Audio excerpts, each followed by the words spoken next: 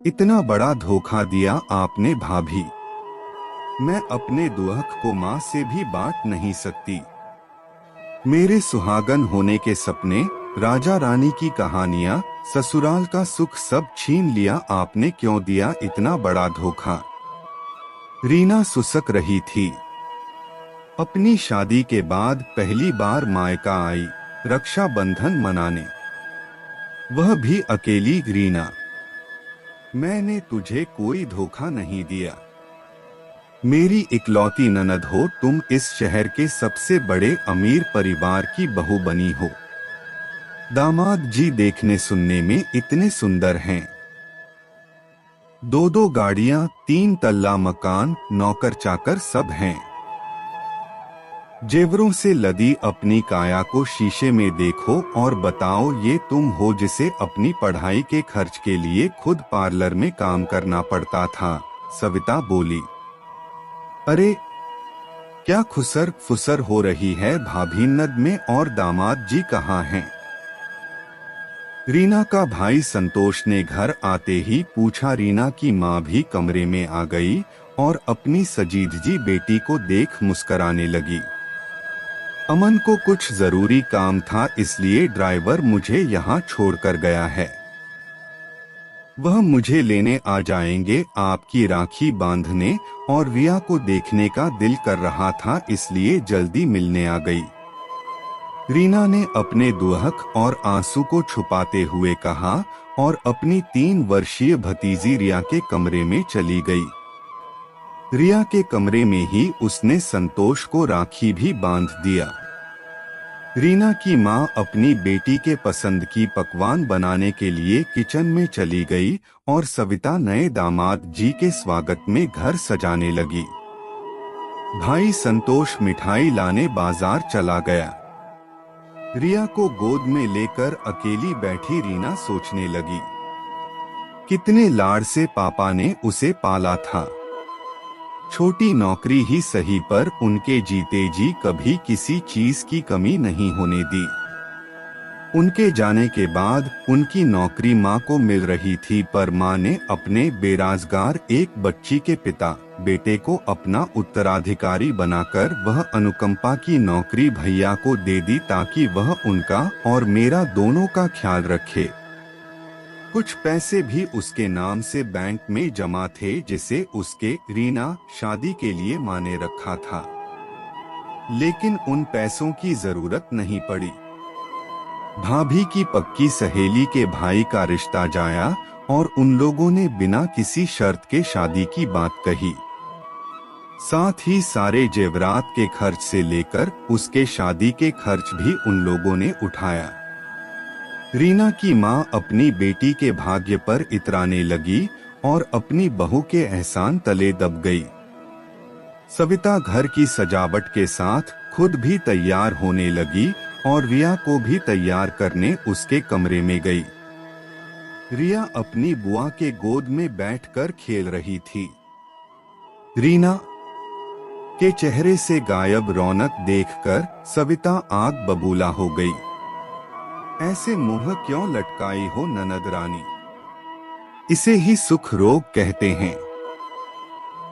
जहां खाने को लाले पड़े थे वहां खाने में सेवा मिले तो भी सुखी नहीं। इतनी समझ नहीं कि इस शादी से तुम्हारे भाई का कितना पैसा बचा है।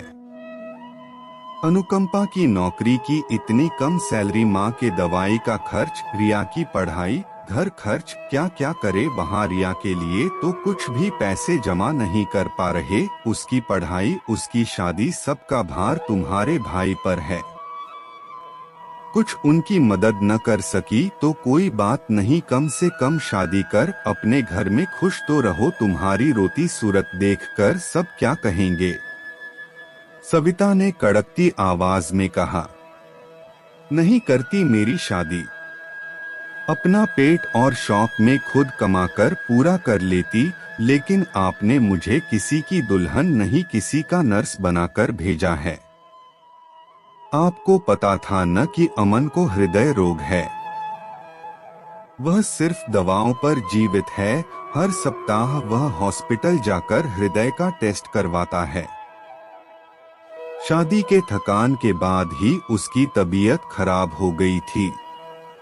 कौन ऐसी लड़की होगी जो दुल्हन बनते ही विधवा होने के भय से कांपते हुए खुश रहे। मुझे रसोई छूने की रस्म से पहले उनकी दवाई खाने के समय के बारे में बताया गया।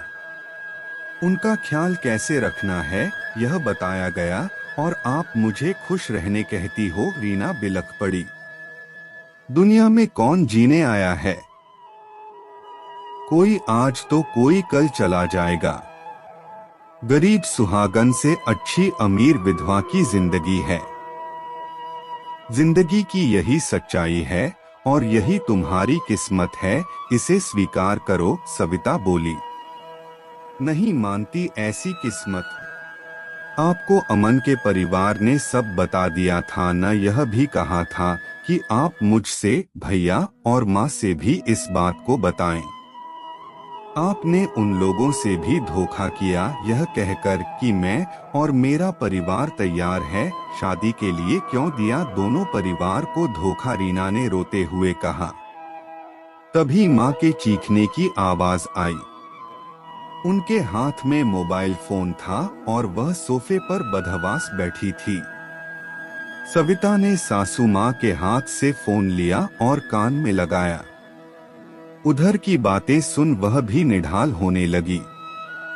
फोन पर पुलिस की आवाज थी। संतोष मिठाई के दुकान से मिठाई लेकर आ रहे थे। उनके स्कूटी को किसी गाड़ी ने टक्कर मार दी थी। सविता रिया को गोद में लेकर हॉस्पिटल भागी। पीछे से रीना और उसकी माँ भी पहुंच गई। संतोष आईसीयू में था और सविता किसी संभावित भय से कांप रही थी।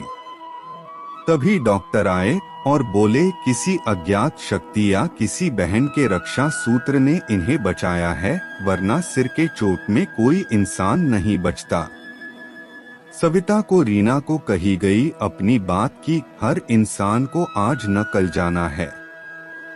कौन दुनिया में जीने आया है और गरीब सुहागन से अच्छा अमीर विधवा होना सही है, दिमाग में गूंजने लगी।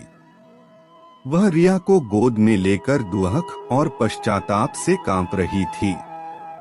पति के बिना जीवन की कल्पना से उसे जीवन नर्क लगने लगा था। 2 दिनों बाद संतोष घर आ गया। रीना के ब्लड डोनेशन और उस विकट घड़ी में माँ का और रिया का ध्यान रखना देखकर सविता शर्म से पानी पानी हो गई थी। जब रीना वापस ससुराल जाने लगी तो सविता रो पड़ी। उसके रोने की वजह न संतोष को पता था न उसकी सास की। रीना भी किसी को अपना दुख बताकर अपनी तरह उन्हें दुखी नहीं देखना चाहती थी, इसलिए अपने आप को कठोर बनाकर गाड़ी में बैठ गई। तभी रिया अपनी बुआ के पास जाने के लिए रोने लगी और ड्राइवर को गाड़ी रोकनी पड़ी। रिया को गोद लेकर रीना ने कहा, भाभी छोटी ननद भी तो बेटी की तरह होती है। क्या रिया मेरी जगह होती तो भी आप ऐसा ही करती? रिया के आंसू और रीना के आंसू के एक रंग थे। सविता निरुत्तर खड़ी रही। रीना ने रिया को प्यार कर वापस उसे अपनी माँ के गोद में दे दिया और गाड़ी में बैठ चली गई। सविता के पास पश्चाताप के अलावा कुछ नहीं था।